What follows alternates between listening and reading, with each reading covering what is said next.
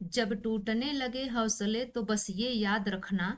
जब टूटने लगे हौसले तो बस ये याद रखना। बिना मेहनत के हासिल तख्तो ताज नहीं होते। बिना मेहनत के हासिल तख्तो ताज नहीं होते। ढूंढ लेना अंधेरों में मंजिल अपनी। ढूंढ लेना अंधेरों में मंजिल अपनी।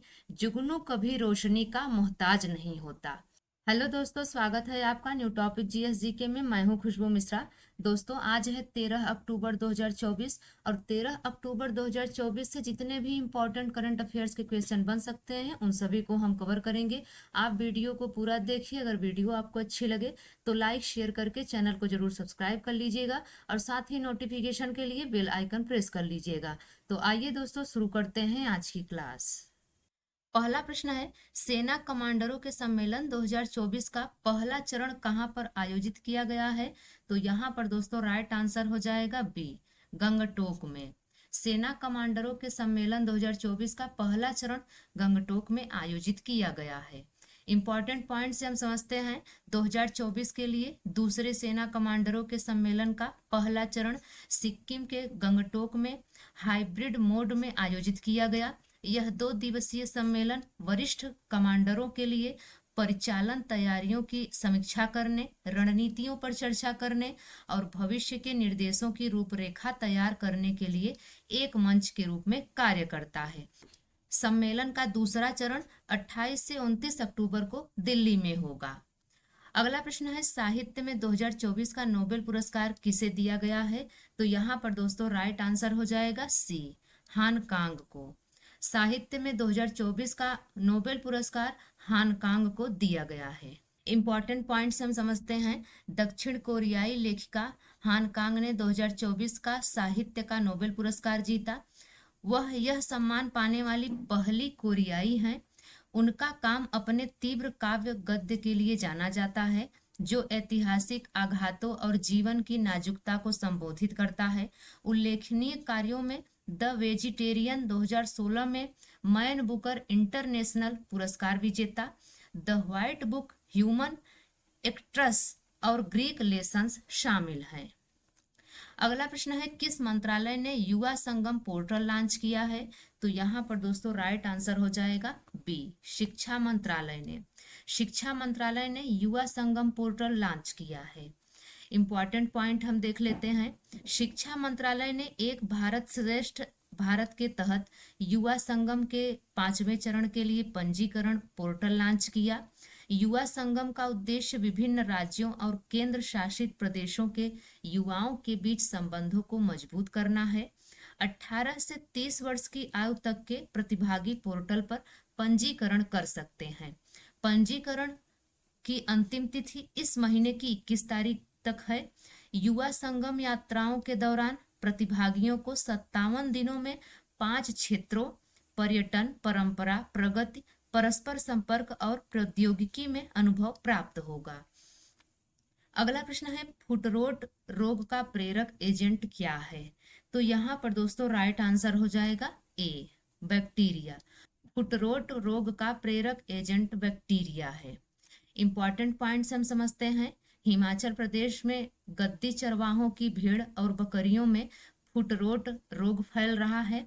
यह एक अत्यधिक संक्रामक रोग है जो जुगाली करने वाले पशुओं के पैरों के बीच के ऊतकों को प्रभावित करता है। फुटरोट मवेशियों और भेड़ों में लंगड़ापन का एक आम कारण है, जिससे काफी आर्थिक नुकसान होता है। अगला प्रश्न है, विश्व प्रवासी पक्षी दिवस 2024 का विषय क्या है? तो यहाँ पर दोस्तों राइट आंसर हो जाएगा सी, कीड़ों की रक्षा करें, पक्षियों की रक्षा करें। विश्व प्रवासी पक्षी दिवस 2024 का थीम है। इंपॉर्टेंट पॉइंट्स हम समझते हैं। विश्व प्रवासी पक्षी दिवस प्रवासी पक्षियों के संरक्षण के लिए अंतर्राष्ट्रीय सहयोग को बढ़ावा देने के लिए एक वैश्विक अभियान है। 2024 में यह 11 मई और 12 अक्टूबर को मनाया गया, जो विभिन्न गोलार्धों में पक्षियों के प्रवास को दर्शाता है। 2024 का विषय है कीटों की रक्षा करें और पक्षियों की रक्षा करें। थीम प्रवासी पक्षियों के लिए कीटों के महत्व और दोनों की रक्षा करने की आवश्यकता पर जोर देती है। अगला प्रश्न है, अगस्त्य मलाई बम्बू टेल जो समाचारों में देखा गया था, किस प्रजाति से संबंधित है? तो यहाँ पर दोस्तों राइट आंसर हो जाएगा ए, डेम्स फ्लाई। अगस्त्य मलाई बम्बू टेल जो समाचारों में देखा गया वह डेम्स फ्लाई प्रजाति से संबंधित है।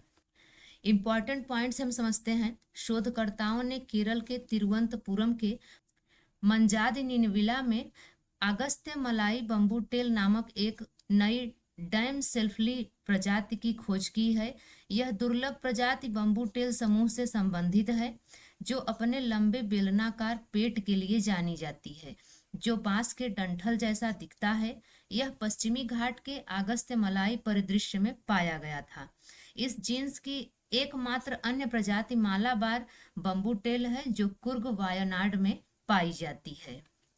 अगला प्रश्न है 38वें ग्रीष्मकालीन राष्ट्रीय खेलों का मेजबान कौन सा राज्य है? तो यहाँ पर दोस्तों राइट आंसर हो जाएगा बी, उत्तराखंड। 38वें ग्रीष्मकालीन राष्ट्रीय खेलों का मेजबान उत्तराखंड राज्य है।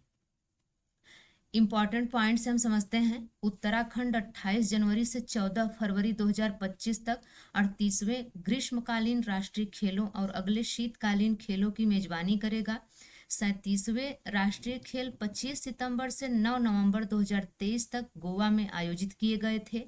यह पहली बार होगा जब शीतकालीन खेल जम्मू कश्मीर और लद्दाख के बाहर आयोजित किए जाएंगे।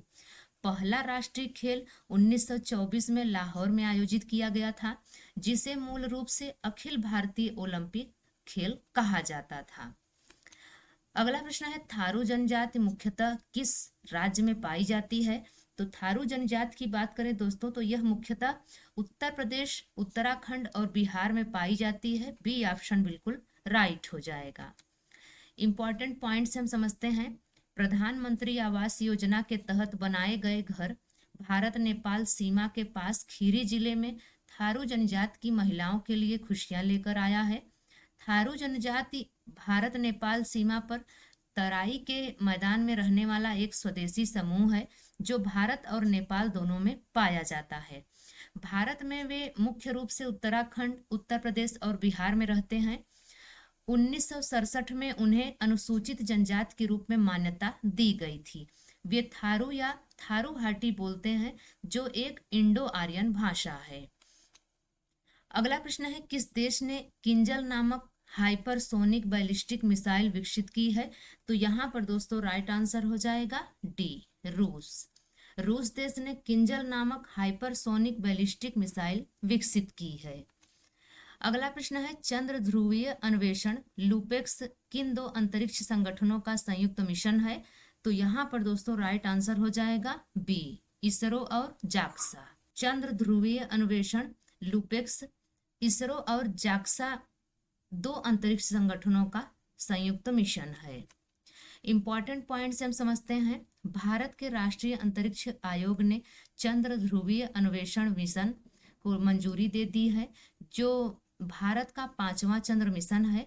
लूपेक्स अगस्त 2023 में चंद्रयान 3 की चंद्रमा पर सफल लैंडिंग के बाद शुरू किया गया है, जिससे भारत चंद्रमा पर उतरने वाला चौथा देश बन गया है। यह भारत और इसरो और जापान के जाक्सा के बीच एक संयुक्त मिशन है। अगला प्रश्न है माउंट धौलागिरी किस देश में स्थित है? तो माउंट धौलागिरी स्थित है नेपाल में। सी ऑप्शन बिल्कुल राइट हो जाएगा। इंपॉर्टेंट पॉइंट से हम समझते हैं। हाल ही में माउंट धौलागिरी एक अभियान के दौरान 5 रूसी पर्वतारोहियों की मृत्यु हो गई। माउंट धौलागिरी दुनिया का 7वां सबसे ऊंचा पर्वत है, जिसकी ऊंचाई 8,167 मीटर है। यह पश्चिम मध्य नेपाल में स्थित है, जो हिमालय पर्वतमाला का एक हिस्सा है और पूरी तरह से नेपाल का सबसे ऊंचा पर्वत है। बर्फीली चोटियों और ग्लेशियरों के लिए मशहूर धौलागिरी का संस्कृत में जो अर्थ होता है वो होता है सफेद पहाड़। अगला प्रश्न है अमनगढ़ टाइगर रिजर्व किस राज्य में स्थित है? तो अमनगढ़ टाइगर रिजर्व स्थित है उत्तर प्रदेश में। सी ऑप्शन बिल्कुल राइट हो जाएगा। अगला प्रश्न है हाल ही में किस राज्य ने उस्ताद अलाउद्दीन खान महोत्सव का आयोजन किया? तो यहाँ पर दोस्तों राइट आंसर हो जाएगा मध्य प्रदेश। मध्य प्रदेश राज्य ने उस्ताद अलाउद्दीन खान महोत्सव का आयोजन किया। तो दोस्तों ये रही आज की हमारी करंट अफेयर्स की क्लास। यह क्लास आपको कैसी लगी आप कमेंट्स में जरूर बताइएगा। अगर यह क्लास आपके लिए हेल्पफुल रही हो, आपको पसंद आई हो, तो लाइक शेयर करके चैनल को सब्सक्राइब कर लीजिएगा। तो मिलते हैं अगली वीडियो में, तब तक के लिए बाय एंड टेक केयर।